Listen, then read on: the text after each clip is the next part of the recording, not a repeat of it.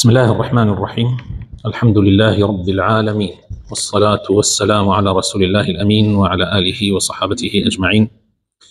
ربنا آتنا في الدنيا حسنة وفي الآخرة حسنة وقنا عذاب النار. اللهم إنا نعوذ بك من قلب لا يخشع، ومن علم لا ينفع، ومن نفس لا تشبع، ومن دعوة لا يستجاب لها. برایانی ئازیز و خۆشەویستم، خوشکانی بەڕێزم، لە تاوانە گەورەکان، لە باسی تاوانە گەورەکانە ئەمڕۆ لە خزمەتی بەڕێزتانە هەندێکی تر لەو تاوانانە باسەکەین. خوای تەعالا من و ئێوە و هەموو مسلمانان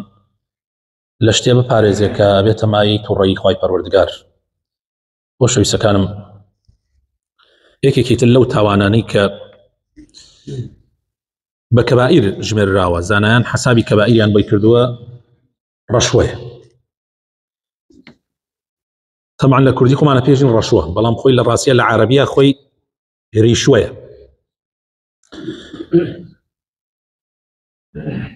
لە کوردیە ناوەکەشی بەرتیلە، یعنی تۆ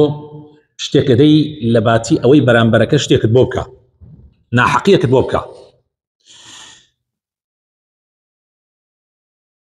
لە حەدیث هاتووە پێغەمبەری خۆشەویستمان صلی الله عليه وسلم لعنەتی کردووە لە الراشي ومرتشي. لعن رسول الله صلى الله عليه وسلم الراشي والمرتشي. پیغمبر صلى الله عليه وسلم لعنتي كردوه لا راشي او كسي كوا رشوة أدا ريشوة أدا، ومرتشيش او كسي كالرشوة كوا رجلي. اگر اما توزي كورد ببينوا لا حالي كوملغاي اسلامي استا برزان ام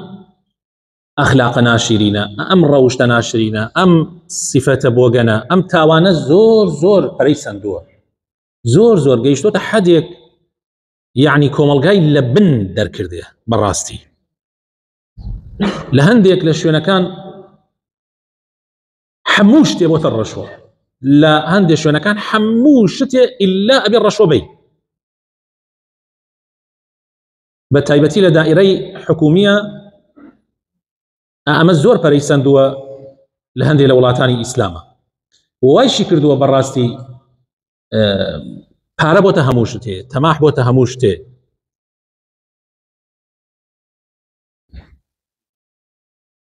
هەر لەبەر ئەوەیە کە ئەوەندە پێغەمبەر صلی الله عليه وسلم تاکیدی لەسەر کات، چونکە ئەمە وەکو بڵێ ئەساسی کۆمەلگا هەڵەتەکێنێ. تۆ ڕۆی بۆ حەقێکی خۆت لە دائیرەیەکە، حەقی شەرعی خۆتە، یعنی تۆ شایستەی کە ئەو شتت هەبێ سەیرەکەی نایکەن بۆت، مەسئولەکە بەرپرسەکە نایکا بۆت ئیلا ئەبێ ڕەشوە بدەیت. طبعا بڕێک دەڵاڵیشی هەیە لە دەرەوە وەستاندوێتی، کاتی تۆ بێ ئومێد دەبی و نایکەن بۆت، بانک تەکاڵێ بێ من بۆ تێکەم ئەوەنە پارە بدە بۆ تێکەم و ئەمانە لە ڕێگای ئەوەوە ئیشەکەت بۆ ڕاهیەکەن، بۆ جێبەجێەکەن بەداخەوە. بەڵام یەک ملاحەزە هەیە لەم بابەتە، ئەویش پێویستە ئێمە ئاگامان لێی بێ. زانایانمان وتوانە ڕەشوە ئەوەیە کە بتەوێ بەو ڕەشوەدانە مافی خەڵک تر داگیر بکەیت، ئازاری خەڵک بدەیت، یان شتێک بەدەست بێنی کە حەقی تۆ نییە، تۆ مستحەقی نیت بەدەستی بێنی. ڕەشوە ئەوە نییە کە تۆ حەقێکت هەیە ئەتەوێی پێی بگەی، پێی ناگەی ئیلا ئەبێ شتێک بدەیت. یەک تۆزێک کە هەمێش بخەنە لام، ئەمە زۆر گرنگە بۆ ژیانی گشتان. ڕەشوە ئەوە نییە کە تۆ حەقێکی خۆتە، مستحەقی، شایستەی کە دەست کەوێ، ئیتر تجارەتێکە، ئیتر کاسبیەکە، ئیتر تەعینبوونیەکە، هەر شتێکە، هەر شتێک حەقی خۆتە. بۆ نمونە تۆ ئەتەوێت تەعین ببی لە دائیرەیەک، حەقی خۆتە و شەهادەت هەیە و حەقی خەڵکی تریش ناخۆی، بەڵام کابرا وەستاوە ڕێ وەڵا کاکەگیان ئەوە گڵا نەدەینا تەعینت ناکە. لەیرە ئایا تۆ شتێک بدەی بە ڕیشوە حەساوە، زانایان وتوانە ئەوە ڕیشوە نییە، ئەوە بەرتیل نییە، چونکە تۆ ئەمە حەقەکەی خۆتە ئەتەوێت پێی بگەی، بۆ تۆ بە ڕەشوە حەساو ناکرێ، بەس بۆ ئەو بە تاوانێکی زۆر زۆر گەورە حەساو. ئەمە ملاحەزەیەکی گرنگە و زۆریش پێویستە. هەندێک لە مامۆسایانمان خوا عافیان بکە، کەسێکە چێتە لایەن جاری وایە ئەڵێ مامۆسا من حەقێکم هەیە ئاوا بن منە ناچارم، ئیشەکەم وایە من ئەبێ بۆ نمونە لە مەرز ئیشەکەم، ناچارم ئەبێ شتێک بدەم ڕێگەم لێگرن مەشاکلم بۆ دروستەکەن دێنە سەر ڕێگاکە ناچارم من 5,000 دەم 10,000 دەم ناچاریە ئایا دروست دەڵێت دروست نییە دروست نیە حرام ڕشوەیە ئەوە نایە خۆ لە خۆت بێژی ڕشوەی کابرا ئیشەکە خواز لە کاسبەکەی نایەنی خۆ معلم ئەویش واز بێنێک ئەبێکی تر هەرەو کاسبی بکە خۆ ئەو مەرزەدا ناخرێت لەبەر خاتری قسەکەی جەناب بۆیە زانایانمان لە کۆنیشا فەرموویانە ئەوە ڕیشوەیە کە تۆ بتەوێت ئازاری مسلمانێک بدەی بەو بەرتیلەکە ئەیدەی یان شتێک بەدەست بێنی کە مستحق نیت ئەوە ڕیشوەیە بیدەی تۆ بەری لعنەتی پێغەمبەرەکەوی صلی الله علیه وسلم بەڵام ئەگەر تۆ وانە بێ و کابرایەک ناچار جەردەی ڕۆژە ئەڵێ جەردەی ڕۆژ هاتە سەر ڕێگای لێت گرتەوە ئیلا شتێکی گەرەکە ئیترەوە تو چارت نییە تۆ ئەیدەی ئەڵێ خوایە حەسبی الله ونعم الوەکیل خوایە من چی بکەم یانی ئیترە مە ئیشەکە وایە ئەوە تۆ لەیرە بەڕاشی ناژمێردی بەڵام ئەو مرتەشیە ئەو تاوانبارە تاوانە گەورەکە لەسەر ئەوە بەڵێ بەڕێزان یەکێکی تر لەو تاوانانەی کە پێویستە من و تۆ و هەموو مسلمانێک خۆمانی لێ بپارێزین خوا پەناماندا یا ڕەبی خۆکوشتنە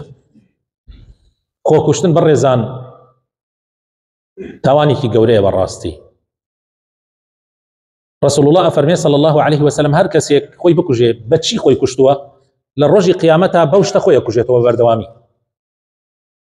زینۆ کرێتەوە پاشان خۆی کوژێت هەو ئازارەی بەرەکەوێتەوە کە بەریکەوتووە بە ئاگر خۆی سوتاندووە بە چەقۆیەک بە دەمانچەیەک بە ئیتر بە هەر شتێک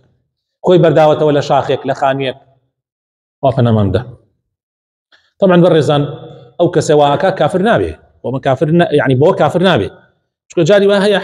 حاڵاتەکە ناڕەحەتیەکانی ژیان وای پێ کردووە ئاوا بکە بەڵام ئەبێ نەیکردایە ئەبوایە نەیکردایە ئەبێ ئینسان لە ژیانە بزانێ ئەم ژیانە جێگای تاقیکردنەوەیە ئەم ژیانە بەهشت و یعنی وەکو بڵێ ئەم ژیانە جێگای حەسانەوە نییە بۆیە ئەبێ ئینسان وەرەی نەڕۆخێ کاتێ تووشی کێشەیەکە بێ کاتێ تووشی مەشاکلێکە بێ ئەبێ ئینسان قەنەعەتی وا بێ کە داهاتوو ئینشاءالله باشترە بێ سبەی لە ئەمڕۆ باشترە بێ دائیمەن بەو شێوە یعنی دڵی خۆی خۆش کات و پەنا نەباتە بەر شتێک کە خوای تەعالا پێی ناخۆشە لەبەرەوە پێغەمبەری خوا صلی الله عليه وسلم نوێژی لەسەر کەسێک نەکردووە خۆی کوشتووە نوێژی لەسەر نەکردووە ئەدەبەن بۆ ئەو کەسە ئەدەبەن بۆ ئەوەی مسلمانان ئیتر خۆیان نەکوژن نەک معنای ئەوەیە کە ئێمەش نوێژی لەسەر نەکەین چونکە پێغەمبەری خوا صلی الله عليه وسلم فەرمێتی من نوێژی لەسەر ناکەم ئێوە نوێژی لەسەر کەن چونکە نوێژی پێغەمبەر صلی الله عليه وسلم زۆر جیاوازە وصلي عليهم إن صلاتك سكن لهم نوێژی پێغەمبەر سەکەنە بۆ مسلمان بۆیە پێغەمبەر نوێژت لەسەر نەکا ئەو پەڕی تووڕەیە ئەو پەڕی تووڕەیە لەیلە لە مەسەلەی نوێژکردن لەسەر مردوو ملاحەزەیەکە حەزەکەم عەرزانی بکەم زۆر گرنگە مەسەلەی نوێژکردن لەسەر مردوو وا ئیسە ئێمە هەر کەسێ بێ و تاوا دەین بۆ نوێژکردن لەسەر مردوو ئەمە غەڵەتێکی زۆر گەورەیە بەڕاستی وا ئەزانین هەر کەسێ مرد ئیتر تۆ ڕاکەی نوێژی لەسەر بکەی بابێکیان تۆ ئەگەر ئەو کەسە جاری وا هەیە کەسێکە مستحق نوێژی لەسەر نەکەی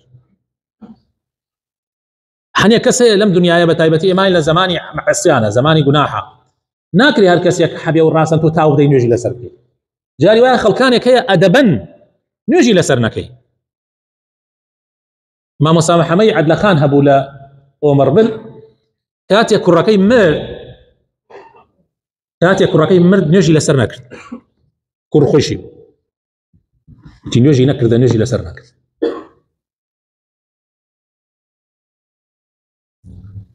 ئەمڕۆ ئێمە هەر شتێ بێ و تاوە دەین لە زمانی پێغەمبەر صلی الله عليه وسلم تەنها یەک سەحابە هاوریاوەتە ناو مزگەوت و نوێژی لەسەر بکرێت حەزەکەم بزانم کاتێ جەنازەیەکیان هێناوە ناو مزگەوتی پێغەمبەر صلی الله عليه وسلم سەحابە زۆر پێی بێتاقەت بوون یعنی چۆن جەنازە بێ بهێنرێتە ناو مزگەوت جەنازە شوێنی جەنازە هەبووە لە دەرەوەی مزگەوت لەوێدا ناخەڵ نوێژی لەسەر کردووە بەڵام عایشە فەرمووی بەڵێ یەک جەنازەیەکیان هێناوە ناو مزگەوتی پێغەمبەر صلی الله عليه وسلم بەڵام ئێمە ئەمڕۆ هەروە تاوە دەنگشی جەنازە وازانین بهێنێ ناو مزگەوت مبارەکە یعنی إلا أبي بهنينا ناو مزگەوت عینەوە شیعەکان مان پیاتە إلا جەنازە بێ بۆین بۆ نەجەف ئەمە غەڵەتێکی زۆر گەورەیە بەڕێزان غەڵەتە ئەمە یعنی مەرج نییە جەنازە إلا تو بێنیتە ناو مزگەوت جاری وایە کابرا نوێژ نەکەرە جاری وایە کابرا خۆی کوشتووە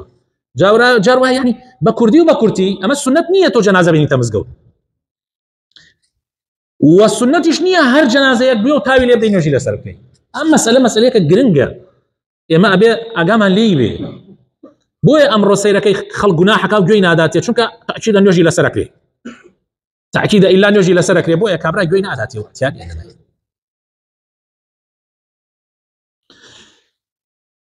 یەکێکی تر لەو تاوانانەی کە کەبائیرە بڕێزان الحەمد لله ئەمڕۆ کەمە بۆ تۆ ئەم تاوانە بەڵام پێشووتر هەبوو پیاوە بەتەمەنەکان ئەزانن ئەویش ئەوەیە حەڵالکردنی ژنێک بۆ کەسێک یعنی چۆن کابرایەک ژنەکەی تەلاق داوە سێ بە سێ خوای تەعالایش ئەفەرمێت کە سێ جار ژنەکەی تەلاق دا ئیتر دروست نییە بیخوازێتەوە دروست نییە بیگەڕێنێتەوە ئیلا ئەبێ شوم کاتە کەسێکی تر ئەو جا دروستە طبعا ئەمانە کەسێ ئەم ئاەتە بە فێڵ بۆی ڕۆیشتووە بە فێڵ ڕۆیشتووە بۆی یعنی چۆن یعنی ڕۆنێکێکە دۆزنەوە مارەی لێ ئەەکەن شوێک یان ماوەیەک لە لای ئەبێت و دوای ئەوە ئەم جارێکی تر مارەیەکەنەوە لە مێردەکەی خۆی ئەمە طبعا ئەماڵێ پێغەمبەری خوا صلی الله علیه وسلم بەهین ناوی بردووە تەیس المستعار هینەیە گایان هینی نێر ئەیگری بەکرێ و کەڵینەکەتی پێدێ ئەمە هەروەکەوە وایە پێغەمبەر وا ناوی بردووە تەیس المستعاری ناوناوە بۆیە لعنەتی کردووە پێغەمبەری خوا صلی الله علیه وسلم لەو کەسەی محلل والمحلل له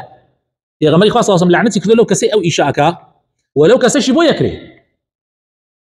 شتیوان نییە لە دینی ئیسلامە کابرا ژنەکەی تەلاق دا تەواوی تر سێ جار تەلاقی دا سێ جار تەلاقی دا ئیتر تەواو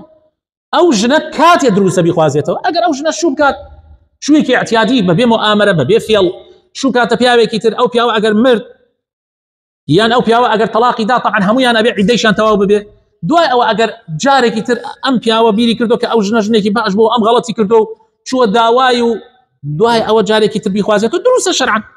معناه ئەوە نییە تو فرت و فێڵ بکەیت کەسێ سێ جار لەسەر یەک ژنەکەی خۆی تەلاق دا يعني جاري داي دوای ماوەیەکی تر جارێکی تر دای دوای ماوەیەکی تر جارێکی تر ئیتر معنای وایە ئەوە حساب بۆ ئەو ژنە ناکە بۆیە قەدری نازانێت بۆیە شەرع لێی حرامی کردووە خەڵکەیە حەڵە سێودان شێ تەلاق ئەخوا ئەلە ماوە لەم شەوانە ئافرەتێک تەمەنی 50 ئەوەنە ساڵە ئەوێت مێردەکەم تا ئێستا 100 جار زیاتر تەلاق میداوە 100 جار زیاتر هەموو جاری ئەڕوا مامۆسایەکە خەڵەتێنێ و ئەیگەڕێنێتەوە هیچ تامی نەماوە بەڕاستی ويا بين إنسان مسلمان عقايل أخوي به وريابي أمشت أنا لشريعة إسلام حلال نية لشريعة إسلام حلال نية يتر باخل كان يكي شبن يا كسانك هو بنام مدا ملاها نا أخوينا ملا خلينا من كيشمان ملاينا ملاها هركس يلا سوى بيت ملا يتر بكيف يخوي لبر خاطر دو فلس دينا كي خويا فروشي هو بنام مدا دا وكرم نخوي بروردگار إصلاح من بكاو